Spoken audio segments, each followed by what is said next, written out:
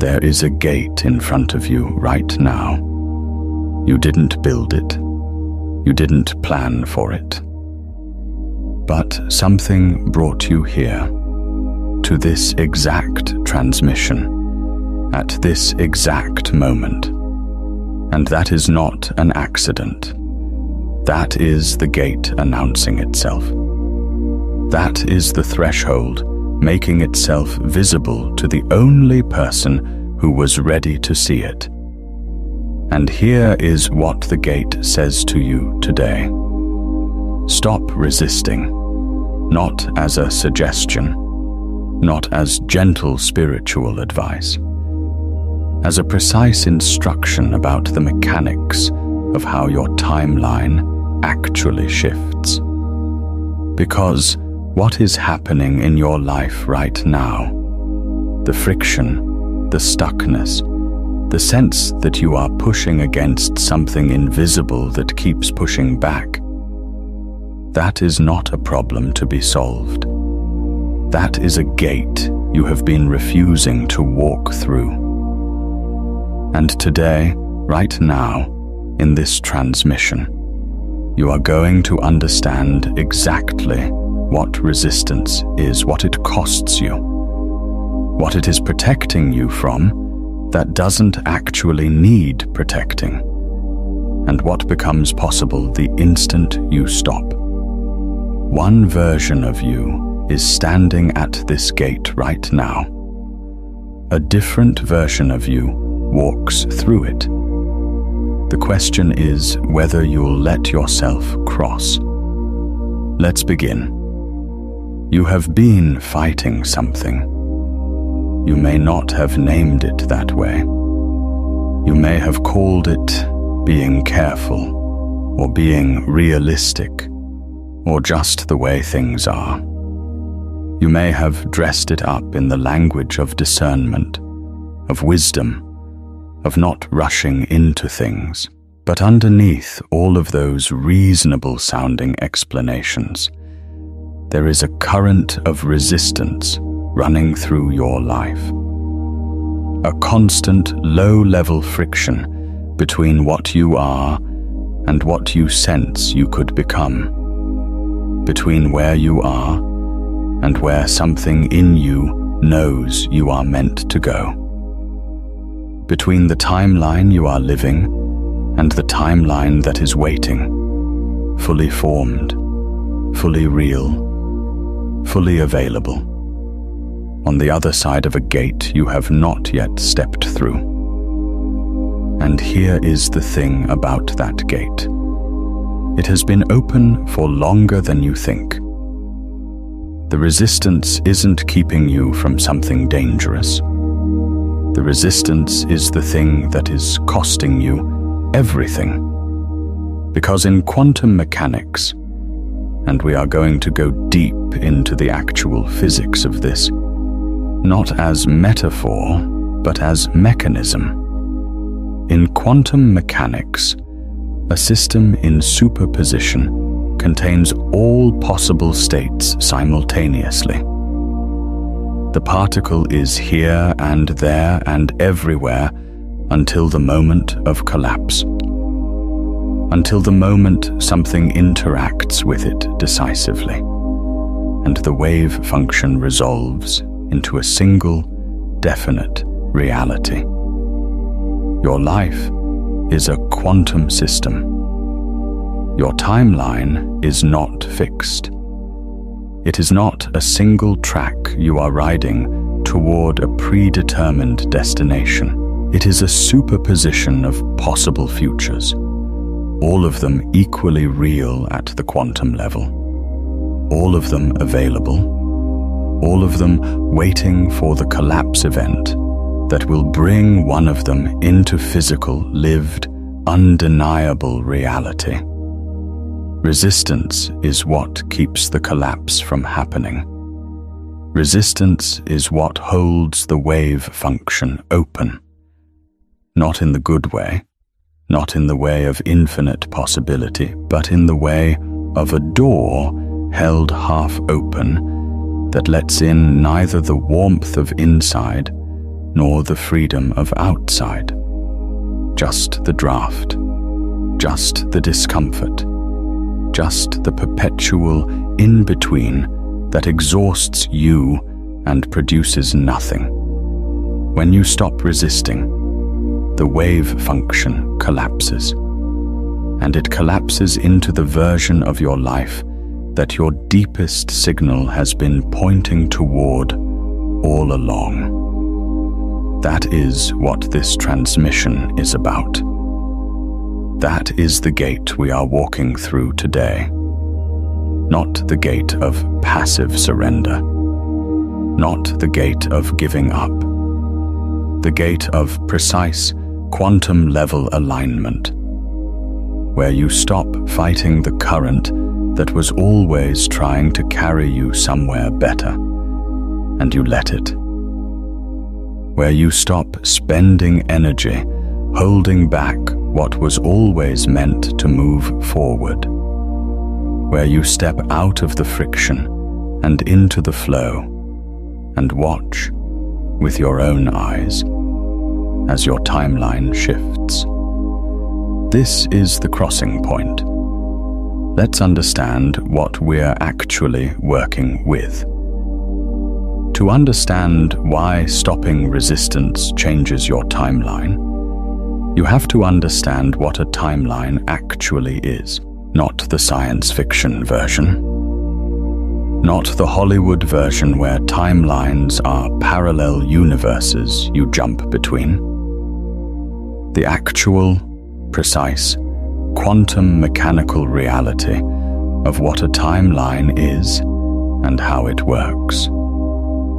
Every moment of your experience is the result of a wave function collapse. This is not a metaphor. This is the most rigorously tested principle in the history of physics.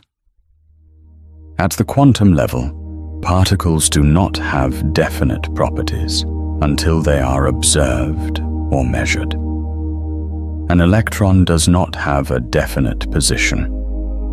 It exists as a probability distribution, a spread of possible locations, each with a different likelihood of becoming real.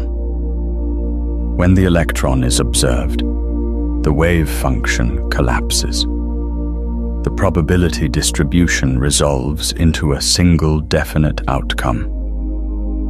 The particle is here, not there. This is real. This happens. This has been demonstrated in laboratory conditions thousands of times. Now, here is where it gets precise. If this is landing for you, there is something I want to share before we go further. Have you spent years shielding yourself from other people's energy, boundaries, releases, energy clearings, and still wake at 3 a.m., running someone else's anxiety? Those tools treat it as outside you. It's not.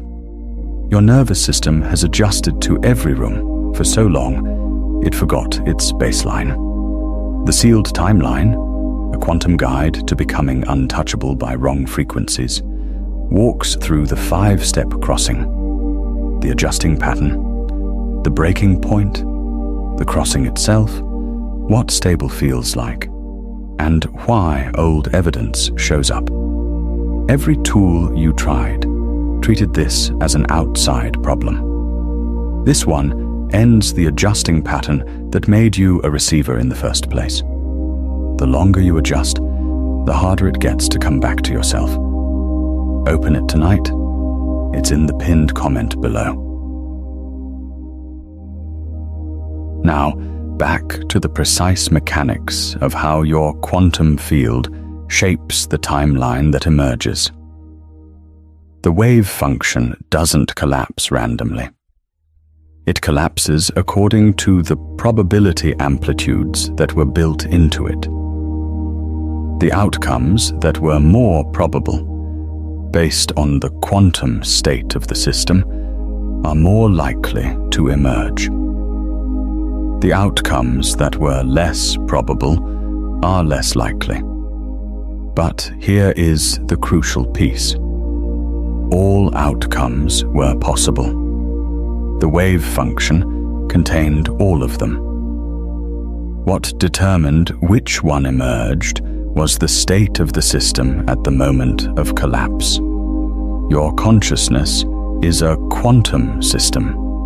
Your timeline, the specific sequence of experiences, encounters, opportunities, and events that constitute your life, is the result of a continuous series of wave function collapses, each one shaped by the state of your consciousness at the moment of collapse. What you believe is possible shapes the probability amplitudes of your quantum field. What you are aligned with, what you are open to, what you are genuinely in resonance with. These shape which outcomes are more probable when the wave function resolves. And resistance, specifically, the act of resisting what is trying to emerge, does something very precise to this system. It introduces destructive interference.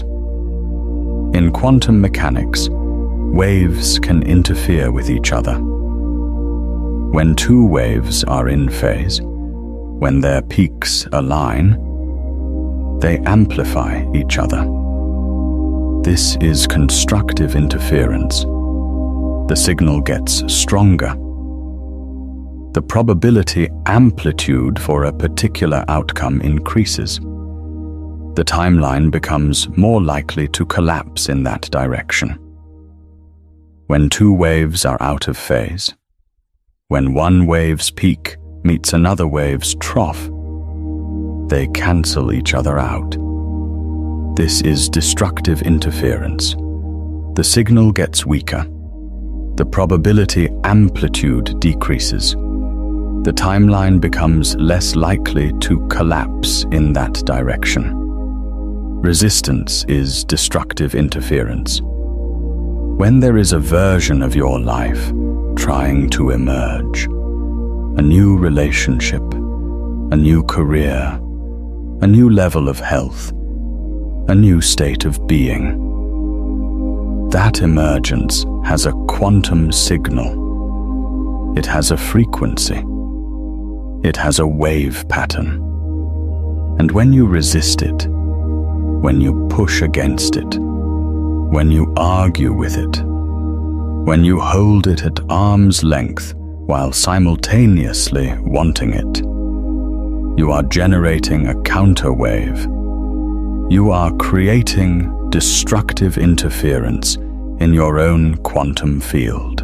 You are literally cancelling out the signal of the life that is trying to reach you. This is not poetic. This is mechanical. The gate that has been standing in front of you. The one you have been approaching, but not crossing. Circling, but not entering. That gate is the point where the destructive interference ends. Where you stop generating the counterwave, where you let the signal of your emerging timeline amplify without opposition until it becomes so strong, so coherent, so undeniable that the wave function has no choice but to collapse in that direction. And when it does, your timeline shifts. Not gradually, not incrementally, not through the slow accumulation of small changes. Suddenly, completely. The way a phase transition happens in physics. Not a gradual change, but a threshold event. Water doesn't gradually become ice. It reaches a critical temperature.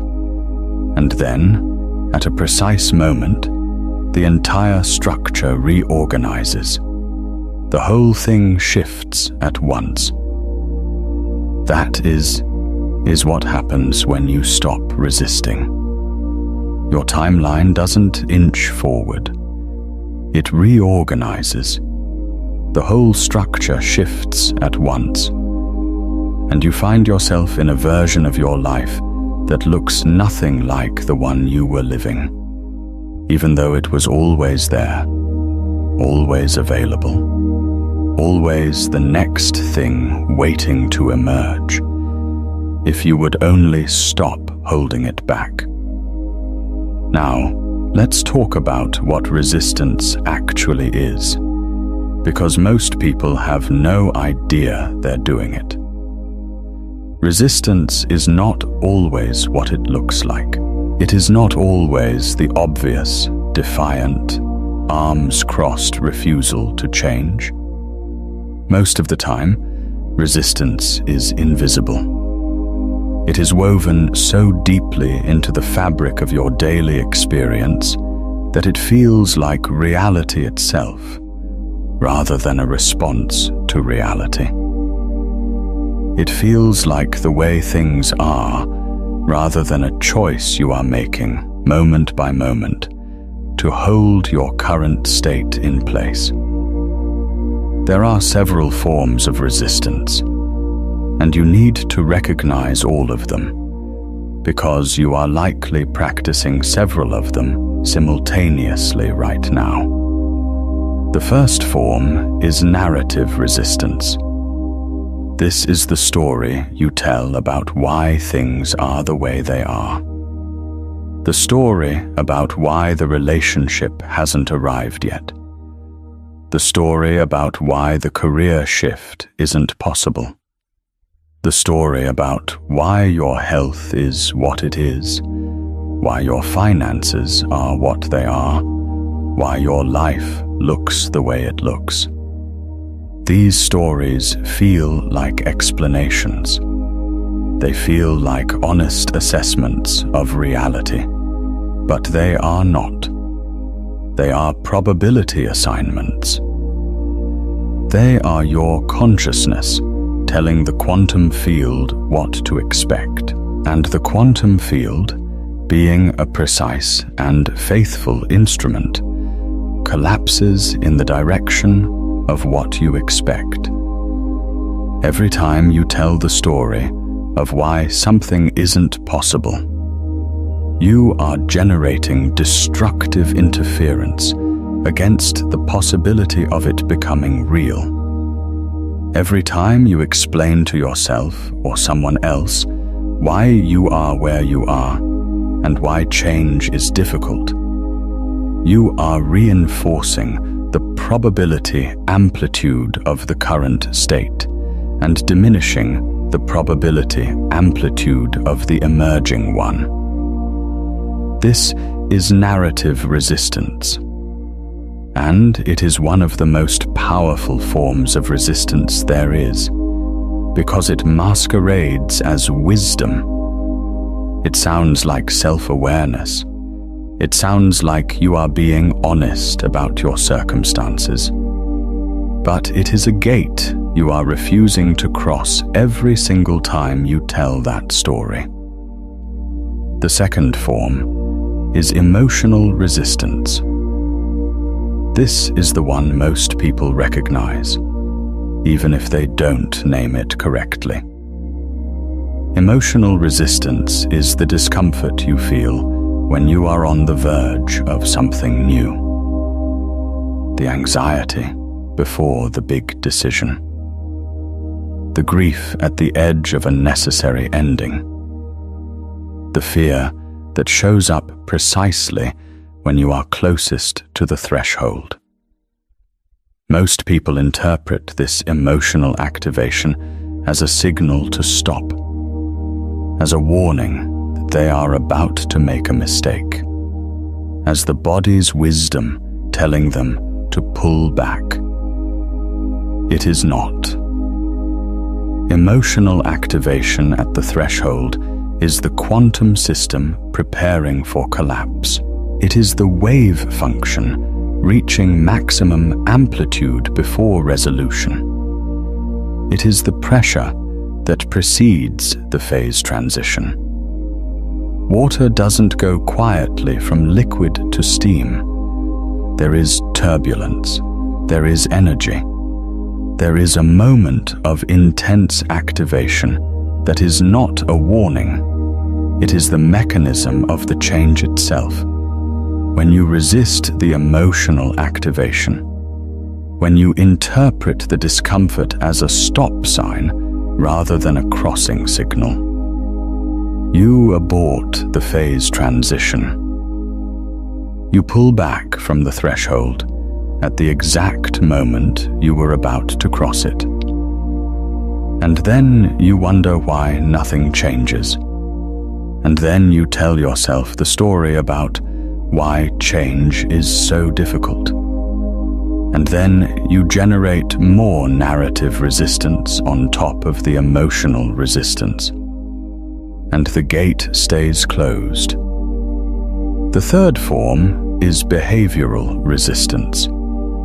This is the most visible form, the one that shows up in your daily choices, the conversation you keep not having, the application you keep not submitting, the practice you keep meaning to start, the person you keep meaning to call, the decision you keep circling without landing. Behavioral resistance is the physical manifestation of the other two forms. It is narrative resistance and emotional resistance expressing themselves in the material world. And it has a specific quantum signature. It keeps the system in superposition. It keeps all options technically open, while allowing none of them to fully collapse into reality.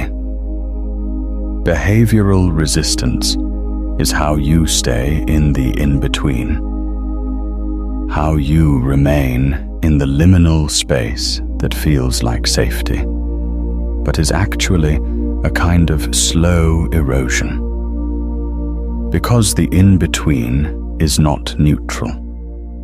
The in-between has a cost. Every day you spend in the corridor between the old state and the new one, you are spending energy maintaining the resistance. You are spending attention on holding the gate closed. You are spending the finite resource of your aliveness on preventing the very thing that your deepest signal is pointing toward. The fourth form is identity resistance. This is the deepest and most subtle form, and it is the one that underpins all the others. Identity resistance is the commitment to remaining who you currently believe yourself to be. It is the self-concept that says, I am a person who struggles with this. I am a person who has always been this way. I am a person who comes from this background, who has these limitations, who operates within these particular constraints. Identity resistance is the quantum field's most powerful attractor state, because identity is not just a belief. It is a probability field.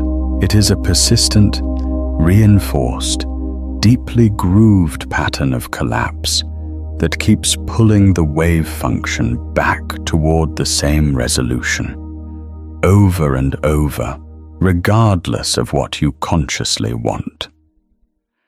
When you want a new timeline, but your identity is committed to the old one, you are in a state of quantum civil war. Part of your field is reaching for the new state. Part of your field is anchored to the old one. And the result is not progress toward either. The result is the particular exhaustion of someone who is trying to move in two directions at once.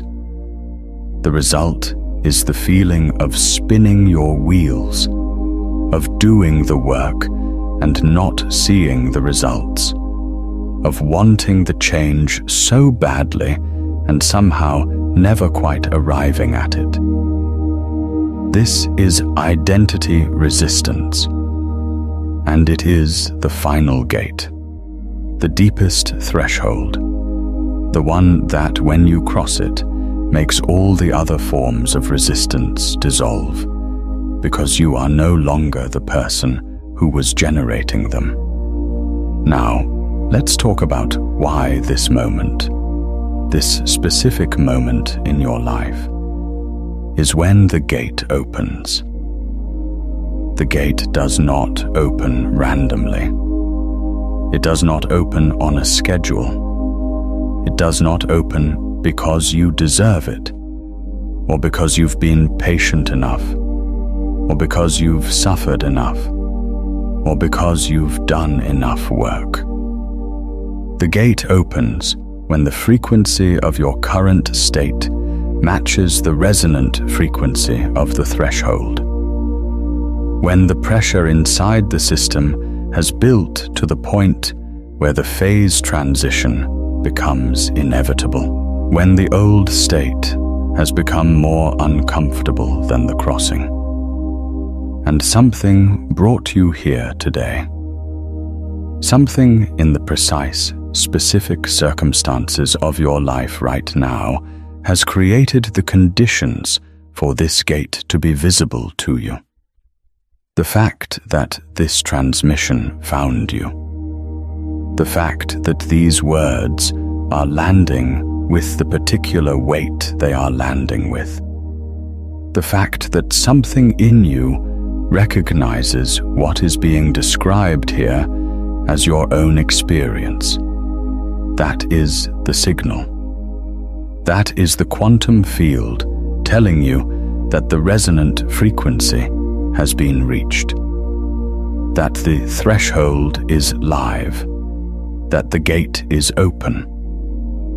If this transmission is landing with the weight of recognition, take a second to like it and subscribe so we can keep going deeper together. Think about the last several weeks of your life. Think about what has been falling away. The things that used to work that no longer do. The relationships that have shifted. The old patterns of thought that have started to feel hollow. The sense that something is ending, even if you can't name what it is. The strange stillness that sometimes descends, like the silence before something large moves. That is not loss. That is preparation. When a phase transition is imminent in a physical system, the system first becomes unstable. The old state starts to break down before the new state emerges. Water gets turbulent before it boils. The old crystalline structure of ice loses its coherence before the liquid state forms.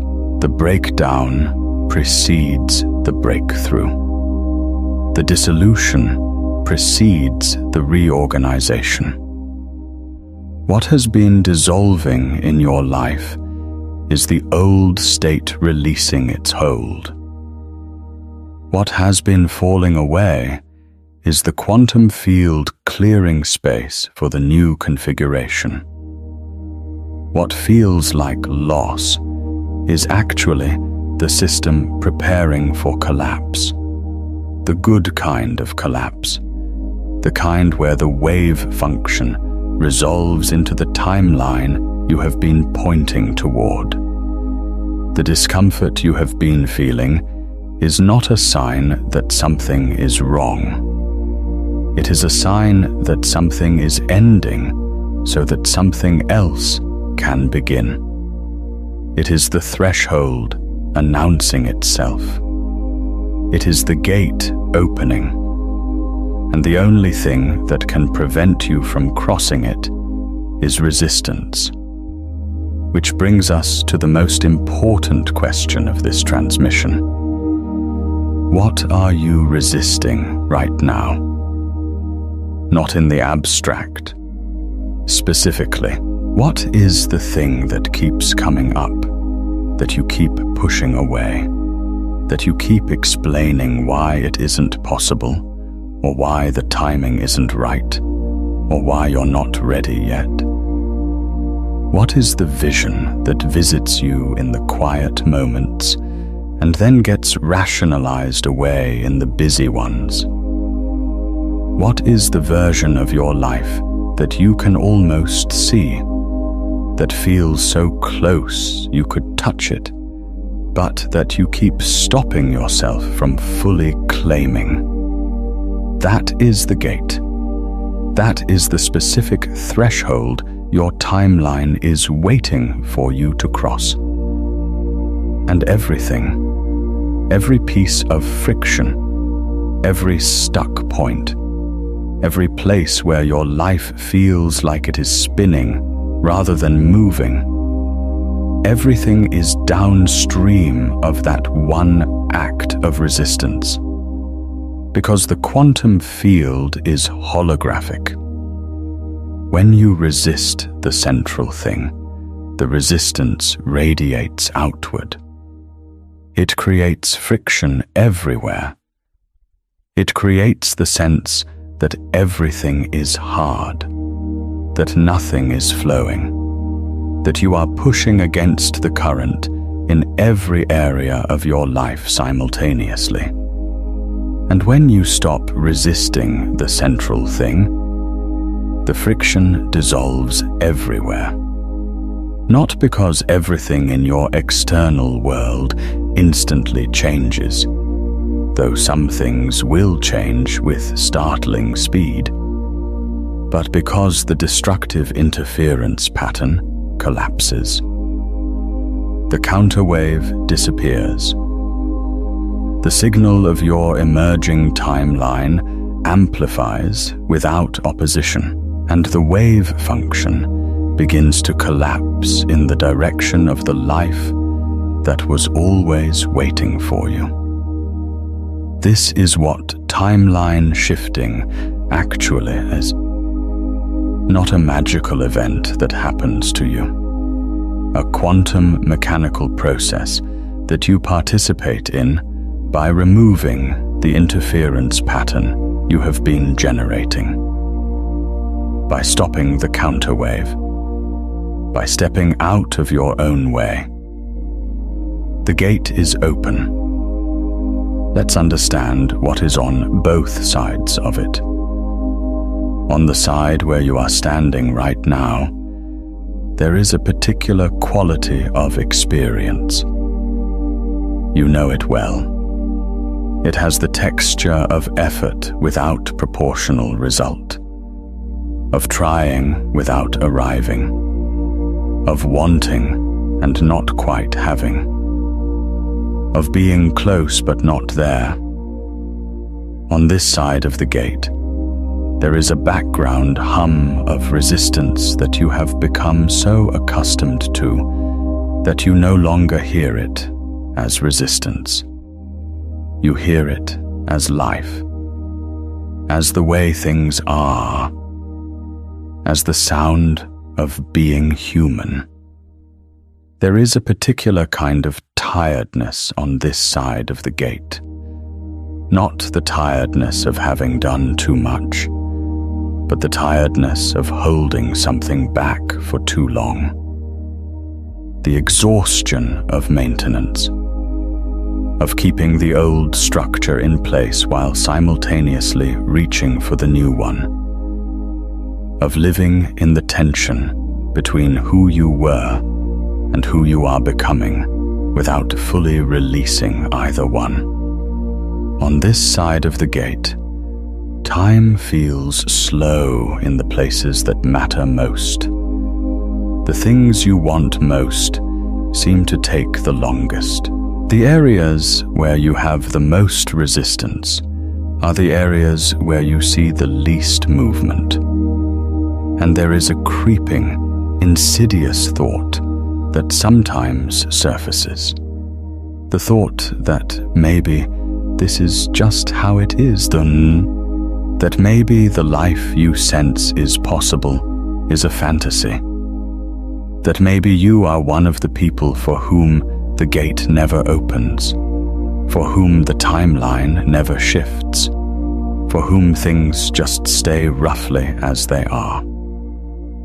That thought is the final defense of the old state. That thought is resistance in its most sophisticated form, the resistance that disguises itself as maturity, as realism, as having learned from experience. It is the quantum field's last attempt to maintain the current configuration before the phase transition.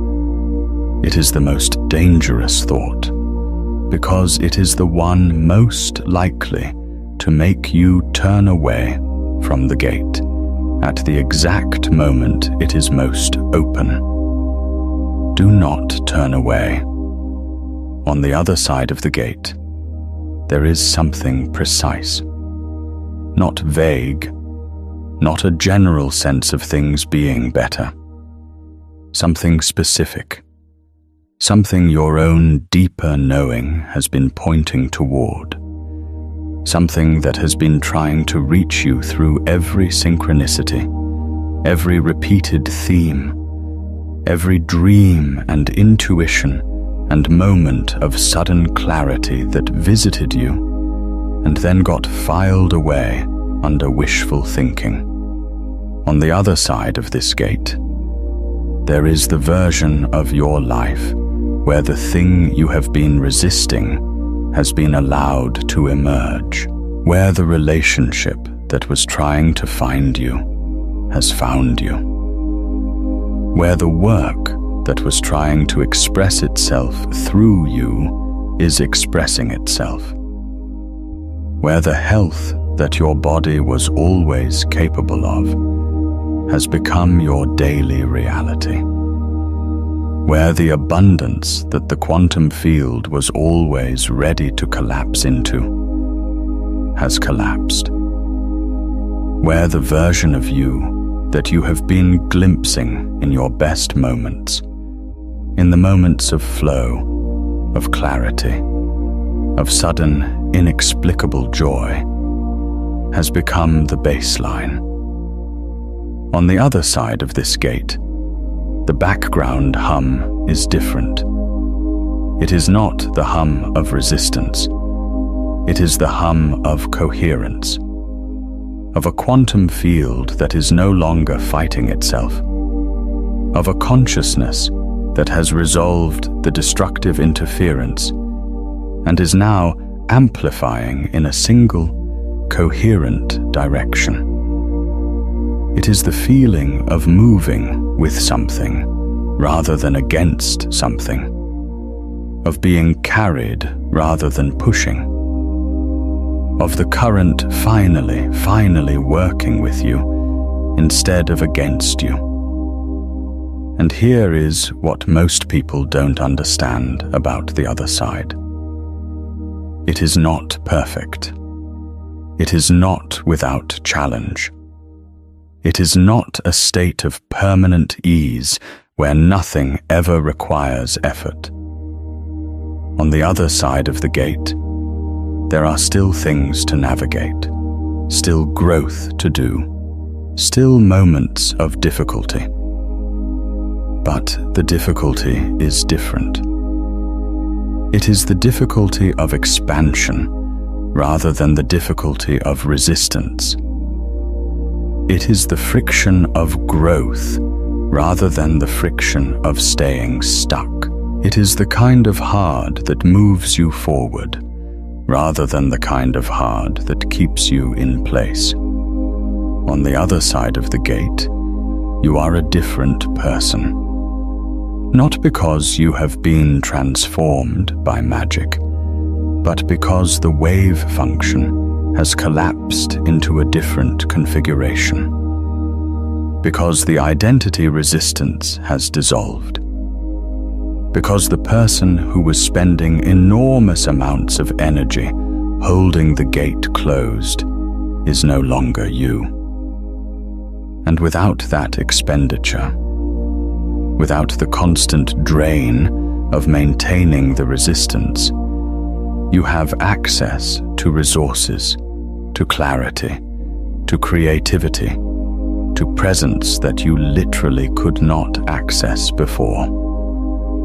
Not because they didn't exist, but because they were being consumed by the resistance.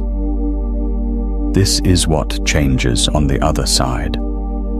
Not just your external circumstances, your internal state, your baseline frequency, your relationship to your own life, the way time feels, the way possibility feels, the way you feel when you wake up in the morning and understand, at a level below thought, that you are moving in the direction of something rather than away from it. That is what is waiting for you. The gate is open. Now let's talk about why the resistance formed in the first place. Because you cannot fully release something you don't understand. And because the resistance was not irrational. It was not weakness. It was not failure. It was a response, a very intelligent, very understandable, very human response to something that happened, or many things that happened, that taught your quantum field that certain kinds of expansion were dangerous. At some point in your history, and it may have been recently, or it may have been so long ago that you have no conscious memory of it, your consciousness learned that moving toward something you wanted resulted in pain. That opening created vulnerability. That allowing something to matter meant risking the particular agony of losing it. That stepping through a gate into something new meant leaving behind something that felt safe, felt known, felt like you. And your quantum field, being a learning system, adapted. It built a counterwave. It generated resistance as a protective mechanism. It learned to interfere destructively with its own emerging signals as a way of preventing the pain of the kind of collapse that had hurt before. This was intelligent. In the context in which it was learned, it was the correct response. The resistance protected you from something real. It served a real function. It kept you safe in a moment when safety was what you needed. But you are not in that moment anymore. The resistance that was learned in the past is being applied to the present. The counterwave that was generated in response to a specific historical threat is now running automatically, without discrimination, interfering with every emerging signal regardless of whether it represents danger or opportunity. The protection mechanism has become the obstacle. The shield has become the cage. This is one of the most important things to understand about resistance. It is not your enemy. It is a misapplied intelligence. It is a solution to a problem that no longer exists, being applied to a situation that doesn't require it. And when you understand it this way, when you can look at your resistance with recognition rather than judgment, with understanding rather than frustration, something shifts in the quantum field. The resistance loses its rigidity. it becomes possible to release it not by fighting it, but by thanking it for what it did, and letting it know that its job is done. You don't have to fight your way through the gate. You have to understand your way through it. The resistance softens when it is understood. The counterwave diminishes when you recognize it for what it is. Not a fundamental truth about what is possible for you, but a learned pattern that was once protective and is now limiting. When you can look at your resistance and say clearly and without drama, "I see you. I understand why you formed. You were keeping me safe, and I am safe now. I am ready to move forward. The gate is open, and I am choosing to cross." When you can do that, when you can bring that level of clarity and compassion to your own resistance, the phase transition becomes available in a way it never was when you were fighting. Think about a moment in your own life when you knew, without question, that you had crossed a point of no return, when everything shifted at once and the person you had been was already behind you. Drop that moment in the comments. What was the gate, and what made you finally step through it? Let me tell you about two people. Their names are Mara and Jonah. Mara had been building toward something for 7 years. A business, yes, but more than that. A version of herself that she had been circling for as long as she could remember. She was talented. Everyone around her could see it. Her work was extraordinary. The ideas she had, the things she created when she allowed herself to create them, were genuinely rare. And she knew it, in the way you know things you are afraid to fully admit to yourself. But for 7 years, she had been preparing. Always preparing.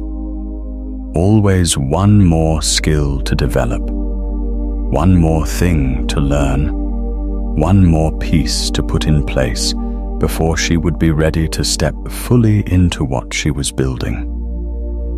She had folders full of plans. She had notebooks full of vision. She had everything except the moment of full commitment, the moment of crossing. And she was tired. Not lazy tired. Not I need a vacation tired. The specific exhaustion of someone who has been standing at a gate for 7 years, one hand on the handle, never quite pushing it open. She came to understand, in a quiet moment that arrived without warning, that she was resisting. Not the work. She loved the work. Not the vision. The vision was clear. She was resisting the collapse. She was resisting the moment when the wave function would resolve, when the superposition of everything she could be would collapse into the specific, definite, real thing she was choosing to become. Because collapse is irreversible. Because once the wave function resolves, you can't go back to the comfortable uncertainty of all possibilities remaining open. Because choosing means the end of the version of yourself that was still just considering, still just preparing, still just not quite there yet. She was resisting the loss of the version of herself that was preparing. Because that version was safe. That version couldn't fail, because it hadn't fully tried yet. That version couldn't be judged, because it hadn't fully shown itself yet. That version was protected by its own incompleteness. And she had been choosing that protection, without knowing she was choosing it, for 7 years. The moment she understood this, something happened. Not a dramatic external event, an internal shift. The recognition that the protection she had been choosing was costing her more than the risk she had been protecting herself from. That the safety of the in-between was an illusion. Not safety at all, but a slow erosion of the very thing she was trying to protect. That every year of preparation without commitment was a year of the signal getting slightly quieter, slightly more distant, slightly more possible to rationalize as a dream rather than a direction. She stopped preparing and started being, not perfectly, not without fear. The fear was still there at the crossing moment, exactly as it always is. But she crossed anyway. She let the wave function collapse. She let the superposition resolve into the specific, definite, real version of herself she had been circling. And the timeline shifted. Not instantly in every external way, though some external things shifted with startling speed, but instantly in the internal way that matters most. The background hum changed. The exhaustion of maintenance disappeared. The energy that had been consumed by 7 years of resistance became available. And she found herself moving through her days with a quality of forward momentum that she had forgotten was possible, that she had been so long without, that she had stopped believing it existed. The gate had been open for 7 years. She had been standing at it, one hand on the handle. She pushed it open, and she was never the same. Now, let's talk about Jonah. Jonah's resistance looked completely different from Mara's. Where Mara's resistance was the resistance of preparation without commitment, Jonah's resistance was the resistance of someone who had been hurt. Specifically, precisely, undeniably hurt. He had crossed a gate before, or thought he had, and what he found on the other side had broken something in him. A relationship, a partnership, a version of the future he had built with complete conviction, and then watched collapse in a way that had nothing to do with the wave function resolving into something better, and everything to do with genuine loss. After that, Jonah's quantum field did what quantum fields do. It learned. It adapted. It built a counterwave.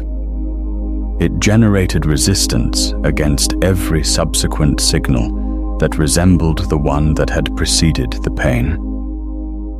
And because the signal that had preceded the pain was the signal of opening, of allowing something to matter, of stepping fully into something, of letting the wave function collapse into a specific, committed reality, the counterwave ran against all of those things, against opening, against allowing, against commitment, against the specific quality of full presence that had preceded the loss. Jonah became very good at almost. Almost committed. Almost open. Almost there. He could approach thresholds with great skill. He had become an expert at the space just before the gate. He could see the gate clearly, could describe it in precise detail, could feel its edges and understand its structure. He just couldn't cross it. And the years accumulated, and the pattern repeated, and each repetition reinforced the counterwave, and each reinforcement made the next crossing feel less possible. And Jonah, who was intelligent and self-aware and capable of extraordinary things, found himself living in a life that was consistently, persistently less than what he was capable of. Not because the gate was closed, because he had learned to stop at the threshold.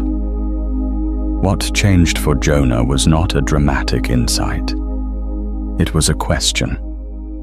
The question was, what is this resistance protecting me from? And when he sat with that question honestly, not defensively, not with the intent to argue himself out of the resistance, but with genuine curiosity, the answer came. The resistance was protecting him from the specific pain of a specific loss that had happened at a specific moment in his past. It was protecting him from something that was not here, was not present, was not a feature of the current gate, but of a different gate he had crossed in a different chapter of his life. The resistance was protecting him from the past, and in doing so, it was preventing him from having a future. This is the thing about resistance born from pain. It is always protecting you from something that already happened. It cannot protect you from the future, because it doesn't know what the future holds. It can only pattern match to the past and generate a counterwave against anything that feels similar.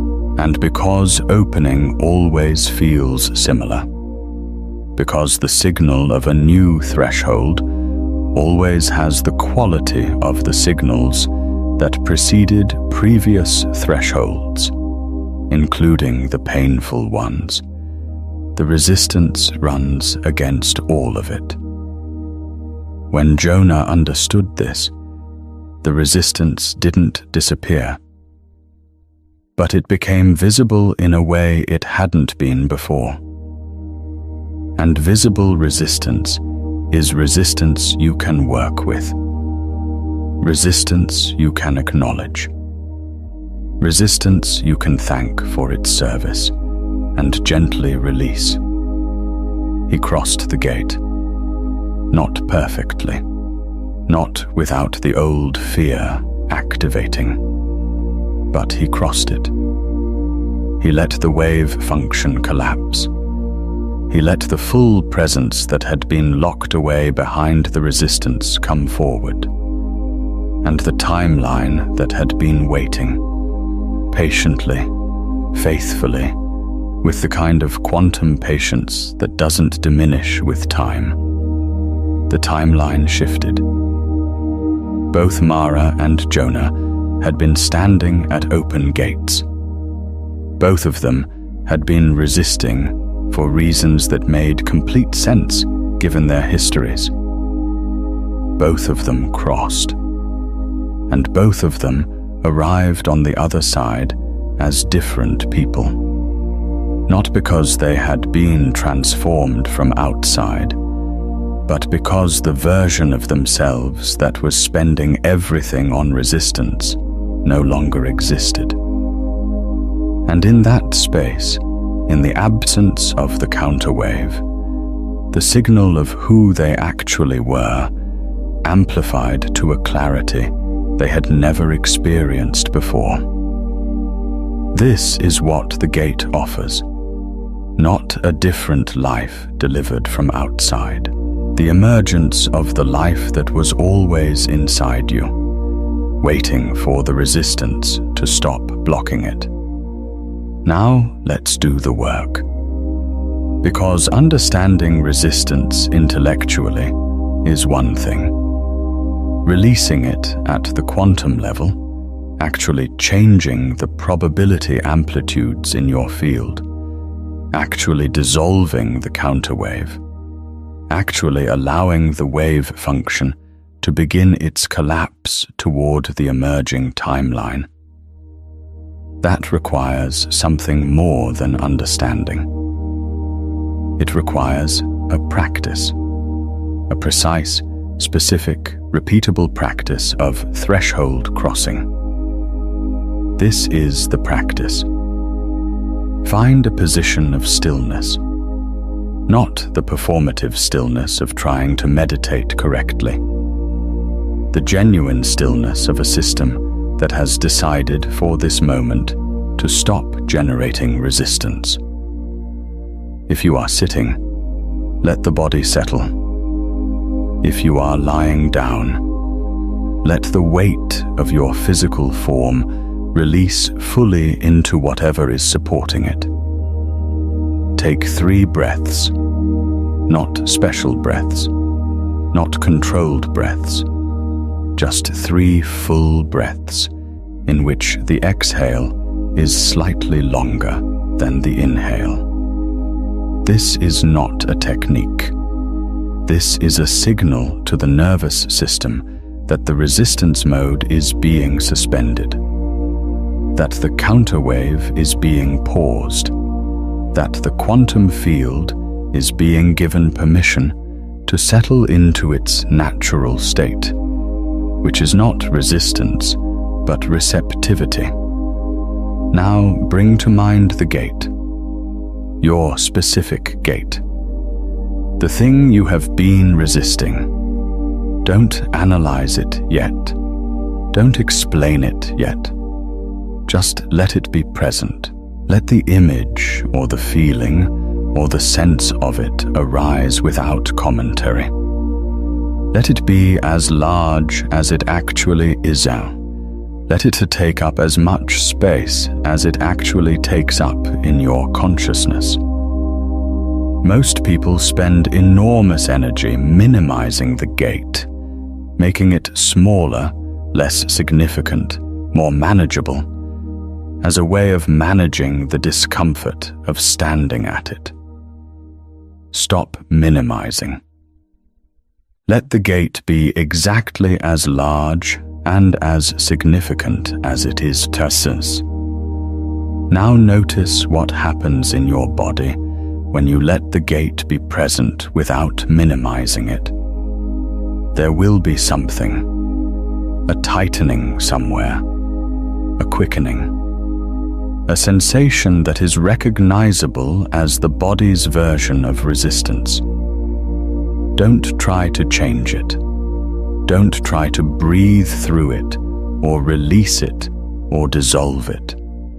Just notice it. Notice where it lives in your physical form. Notice its texture. Is it sharp or dull? Hot or cold? Tight or heavy? Notice it with the quality of attention you would give to something genuinely interesting. Because it is genuinely interesting. This sensation is the physical signature of the counterwave. This is resistance made flesh. This is the quantum pattern expressing itself in the body. And now, with the gate fully present and the resistance fully felt, ask yourself one question. What is this resistance protecting me from? Not what does the resistance say it is protecting you from. The rational, surface-level answer that comes quickly and easily? What is it actually protecting you from? What is the original wound, the original learning, the original moment when the quantum field decided that this kind of opening was dangerous?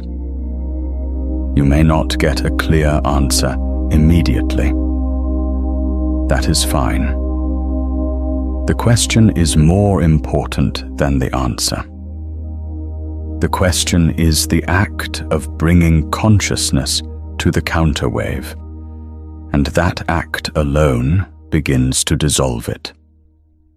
Sit with the question, and when something arises, an image, a memory, a feeling, a sense of something, let it be there without judgment. Thank it. Literally, in whatever way feels true to you, thank the resistance for what it was protecting you from.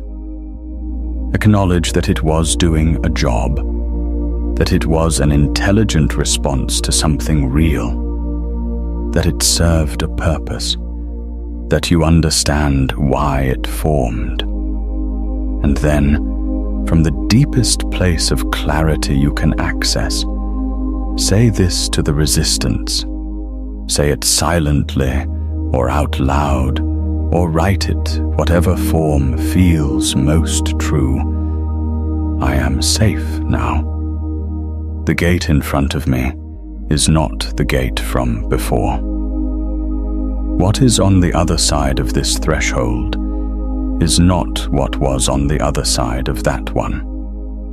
I am ready to cross. The resistance has done its work, and I release it with gratitude. Now feel what happens in the body when you say that. There will be a shift. It may be subtle, a slight loosening, a slight softening, a slight change in the quality of the sensation, or it may be profound, a sudden release, a wave of emotion, a deep breath that arrives without being summoned. Whatever happens, it is real. It is the quantum field responding to the removal of the counterwave. It is the probability amplitudes beginning to shift. It is the wave function beginning to reorganize in the direction of the emerging timeline. Now bring your attention to what is on the other side of the gate. Not what you think should be there. Not what you have been told should be there. What your own deepest signal says is there. The version of your life that has been trying to reach you. The relationship, the work, the state of being. The version of yourself that you have been glimpsing in your best moments. Let it be as real as you can let it be. Let it be specific. Let it have texture and detail. Let yourself feel what it would feel like to be living it, not wishing for it, not hoping for it, but living it, inhabiting it, being the version of yourself for whom this is the current reality. Hold that state for as long as you can. This is not visualization in the conventional sense. This is quantum resonance. You are tuning your field to the frequency of the emerging timeline. You are creating the conditions for constructive interference, for the signal of the new state to amplify rather than be cancelled out. You are, at the level of quantum probability, increasing the amplitude of the outcome you are moving toward. And then, this is the crossing moment. Let yourself take one step through the gate, not a metaphorical step. An actual physical movement, however small. Shift your weight. Change your position. Open your eyes if they were closed, or close them if they were open. Do something with your body that signals to the quantum field that a threshold has been crossed, that the old configuration has ended and the new one has begun, that the wave function has collapsed. The body is the quantum field's most immediate instrument. Physical movement at the moment of internal crossing anchors the state change in material reality. It makes it real in a way that purely internal experience cannot. It is the act of the particle being observed, the observation that collapses the wave function from probability into actuality. You have crossed the gate, not forever, not perfectly, not in a way that means you will never feel resistance again. But you have crossed it now, in this moment. And this moment is real. And this moment is a new probability amplitude in your field. And each time you cross, each time you practice this threshold crossing, the probability amplitude of the emerging timeline increases.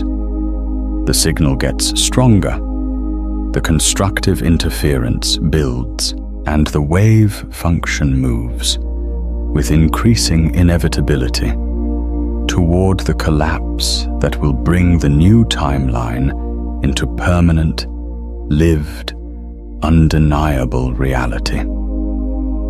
This is the practice. Do it daily. Do it at every threshold, the small ones and the large ones. Do it when you feel the resistance activate. Do it not as a performance of spiritual practice, but as a precise, mechanical intervention in your own quantum field. The gate is always open. You are always the one who decides whether to cross. Now, let's talk about what actually changes when you stop resisting. Not the practice version. The real, lived, day-by-day version of what your life looks like when the resistance has been released and the timeline has shifted. The first thing that changes is your relationship to time. When you are in resistance, time has a particular quality. It feels thick in the areas where the resistance is strongest. The things you want most seem furthest away. The timeline that is trying to emerge seems to recede as you approach it. Always just beyond reach, always just around the corner, always almost but not quite here.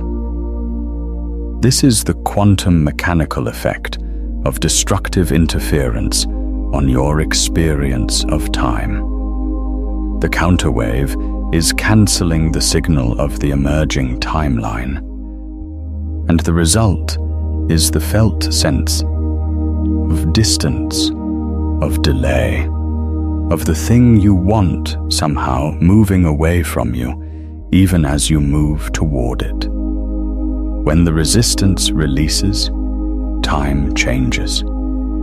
The thickness dissolves, the distance collapses.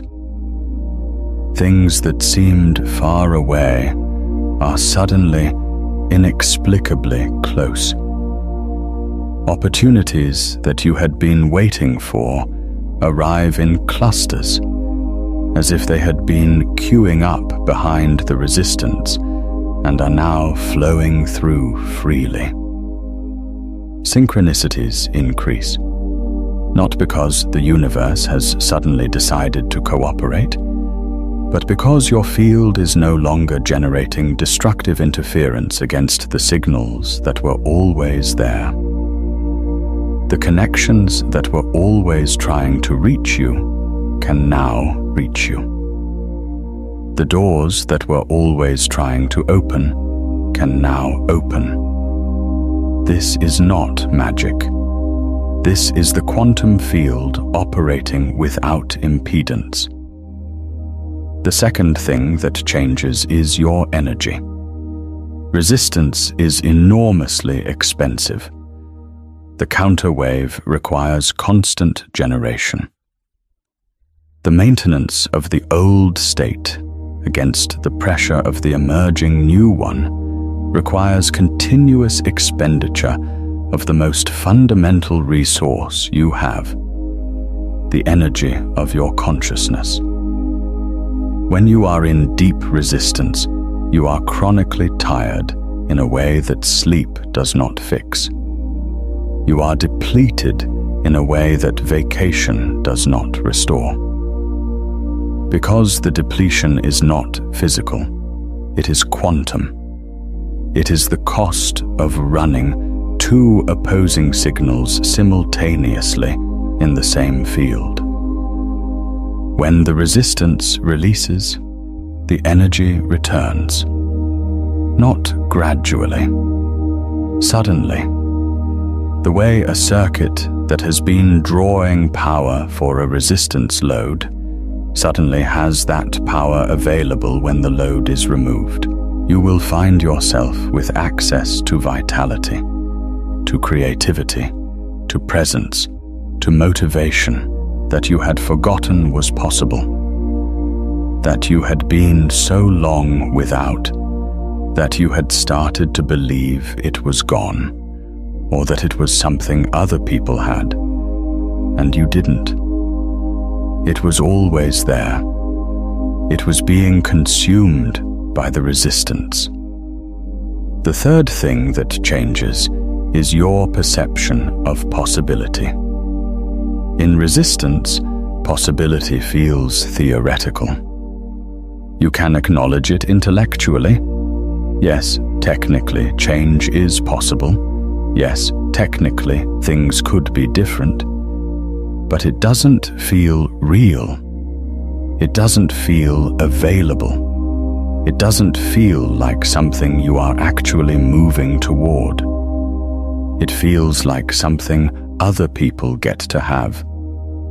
This is the perceptual effect of the counterwave. The destructive interference doesn't just cancel the signal of the emerging timeline in the quantum field. It cancels your ability to perceive it clearly. It creates a kind of quantum fog between you and the possibility that is right in front of you. When the resistance releases, the fog lifts. Possibility becomes visible in a way it wasn't before. Not because there is more of it, there was always the same amount, but because you can now perceive it without the interference pattern distorting your vision. You begin to see pathways that were always there. You begin to notice opportunities that were always present. You begin to recognize the signals that were always being sent. The world doesn't change. Your ability to perceive the world accurately changes. And that change in perception changes everything. The fourth thing that changes is your relationship to other people. This one surprises people. When you stop resisting, your relationships shift, even the ones that had nothing to do with what you were resisting. Because resistance is a field phenomenon, it doesn't stay contained in the specific area where it was generated. It radiates. It creates a particular quality of presence that other people feel, even when they can't name it. The presence of someone in deep resistance has a quality of tension, of guardedness, of a door that is technically open but feels closed. People feel it. They respond to it. They mirror it back. They become slightly guarded in return, slightly held back, slightly less available. When the resistance releases, the quality of your presence changes, and people feel that too. There is an openness that becomes available when the counterwave is gone, a quality of genuine receptivity that is different from performed openness. And people respond to it differently. Conversations go deeper. Connections form more naturally. The relationships that were meant to find you in this new chapter of your life begin to find you, because you are now broadcasting the frequency that they can lock onto. The fifth thing that changes is your relationship to yourself. This is the deepest change, and the one that makes all the others possible and permanent. When you are in resistance, there is a split in your self-relationship. There is the version of you that wants the new timeline, and there is the version of you that is generating the counter wave. These two versions are in conflict, and that conflict creates a particular kind of self-alienation, a sense of not quite being on your own side, of working against yourself, of wanting and simultaneously preventing. This is profoundly disorienting at a level below conscious awareness. It creates a background sense of self-distrust, of not being reliable to yourself, of being somehow your own obstacle. When the resistance releases, the split heals. You become coherent. You become unified. You become, for perhaps the first time, genuinely on your own side. And from that coherence, from that quantum alignment of all the parts of your field pointing in the same direction, a quality of self-trust emerges that is different from confidence, different from self-esteem, different from any of the things we are usually told to cultivate. It is the trust of a system that is no longer fighting itself, the trust of a wave function that is moving toward coherent collapse rather than perpetual destructive interference. This is the you that exists on the other side of the gate, coherent, unified, genuinely on your own side, moving with the current instead of against it, perceiving possibility clearly, operating with the full energy that was previously consumed by resistance, in relationship with time in a way that feels like flow rather than friction, connected to other people with a quality of genuine openness that creates genuine connection. This is what Stops Resisting gives you. Not a perfect life, not a life without challenge, but a life that is finally, fully your. A life in which the quantum field is working with you rather than against you. A life in which the timeline that was always trying to emerge can now emerge, fully, completely, without impedance. The gate is open, and you are standing at it right now. There are people in this community, in the broader community of consciousness, that this transmission is part of, who are standing at the same gate you are standing at. Not the identical gate. Each gate is specific. Each threshold is personal. But the quality of the crossing is the same. The mechanics are the same. The physics of resistance and release are the same for all of us, because they are not personal. They are universal. They are the laws of quantum mechanics applying to consciousness with the same precision and consistency with which they apply to particles. And there is something that happens when you cross a threshold in the company of others who are crossing theirs. The fields interact. The signals amplify. When one person releases resistance, the probability amplitude of release increases in the shared field. When one person crosses a gate, the path becomes slightly more visible for those who are approaching the same threshold.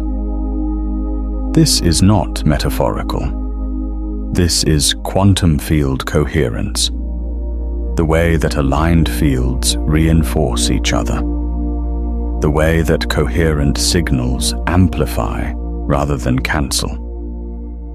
If you have crossed a gate recently, if something in this transmission has landed with the weight of recognition, if you have felt the resistance soften, if you have taken even a single step through a threshold you had been standing at, share that, not as performance, not as demonstration, but as a signal in the shared field, as a contribution to the coherence that makes crossing easier for everyone who is still approaching. What is the gate you are standing at right now? What is the thing you have been resisting? What shifted in you during this transmission? What step did you take, or are you taking, through the threshold? These are not rhetorical questions. They are invitations to make the crossing real by naming it, because naming the gate, speaking it clearly, putting it into language, is itself a quantum act. It is the act of observation that collapses the wave function. It is the moment of measurement that resolves the probability distribution into a definite state. When you name what you are crossing, you make the crossing more real. You anchor it. You give it the specificity that allows the quantum field to collapse around it. Name your gate, cross it, and then tell someone. Now let's talk about integration, because crossing the gate is one thing. Staying on the other side is another. And there is something that happens after a threshold crossing that most people are not prepared for, and that unpreparedness causes them to slip back through the gate they just crossed. Here is what happens. After a significant threshold crossing, after a genuine release of deep resistance, the quantum field reorganizes. The new configuration establishes itself. The probability amplitudes shift in the direction of the emerging timeline. And then, with a timing that is almost comic in its predictability, the old state makes one final attempt to reassert itself. This is not failure. This is physics. When a phase transition occurs in a physical system, there is often a period of instability before the new state fully stabilizes.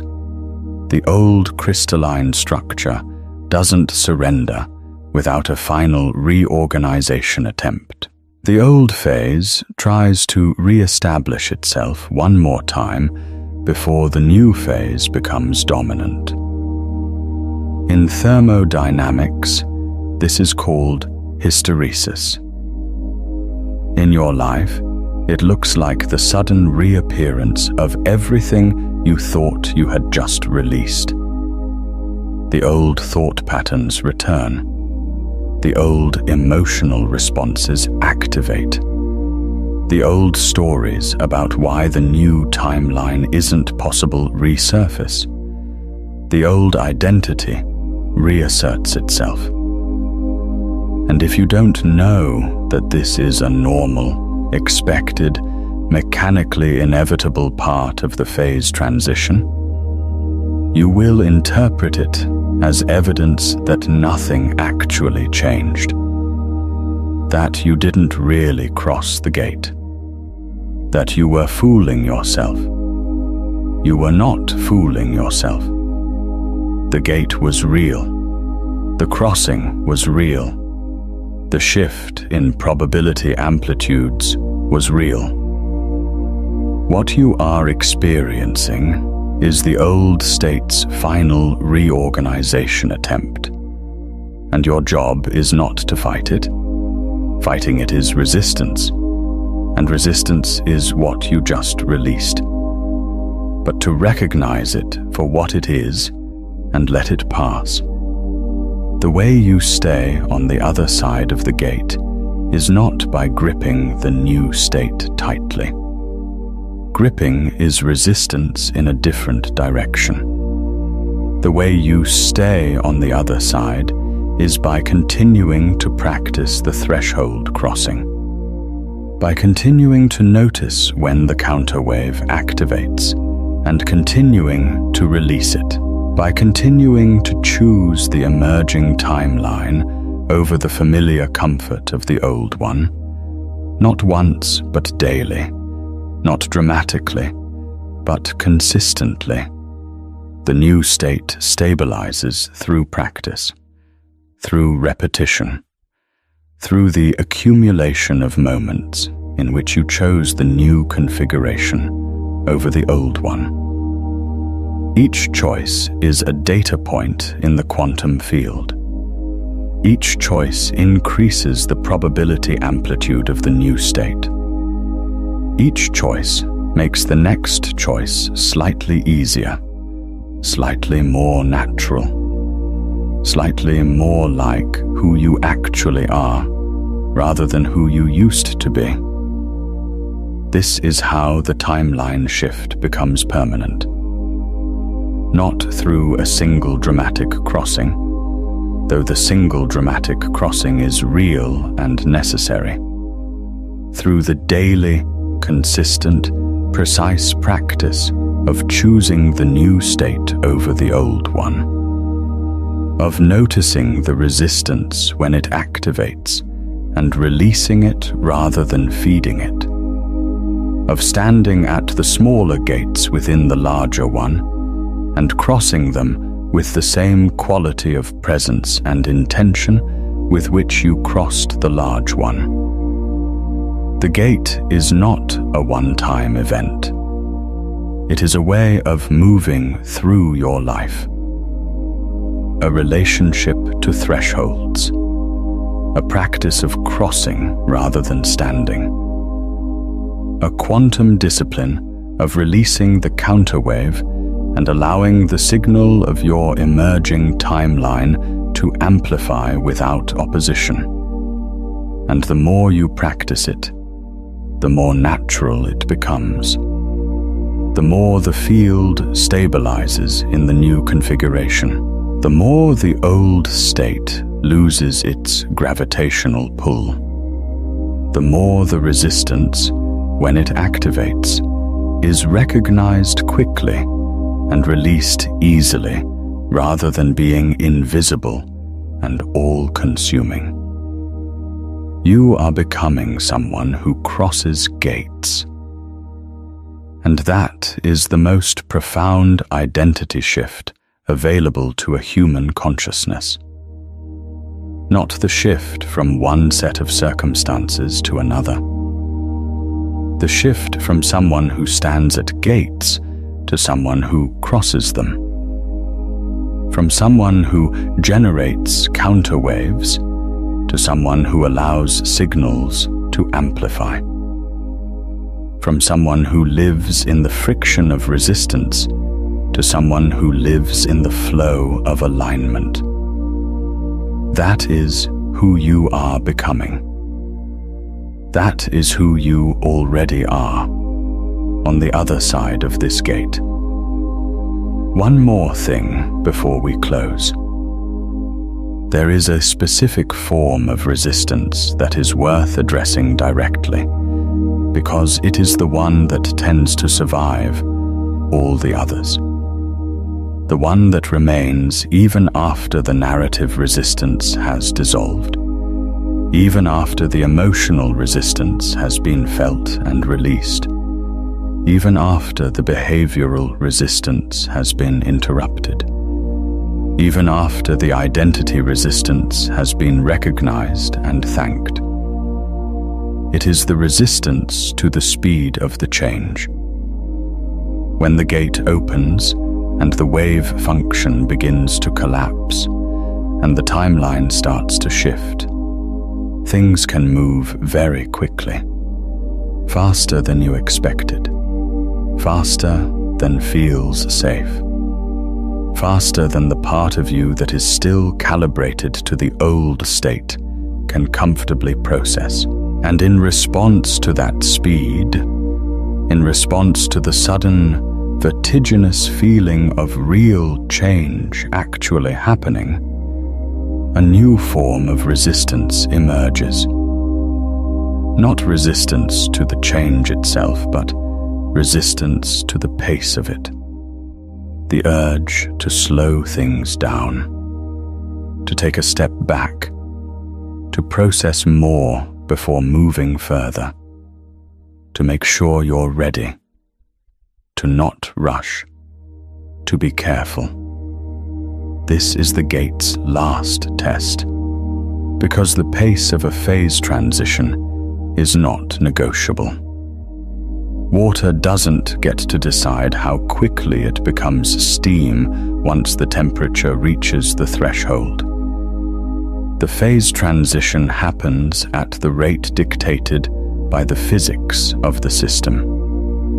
And your timeline shift, once the resistance is released and the wave function begins its collapse, happens at the rate dictated by the quantum mechanics of your field, which is often faster than your conditioned mind is comfortable with.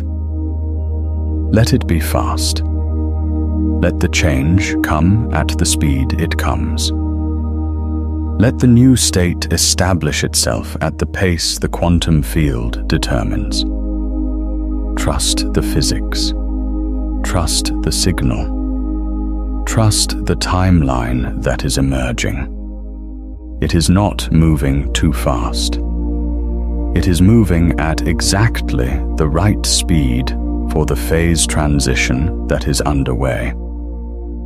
And trying to slow it down, trying to manage the pace of your own liberation, is resistance in its final, most subtle form. Release that too. Let the gate open fully. Let the crossing be complete. Let the wave function collapse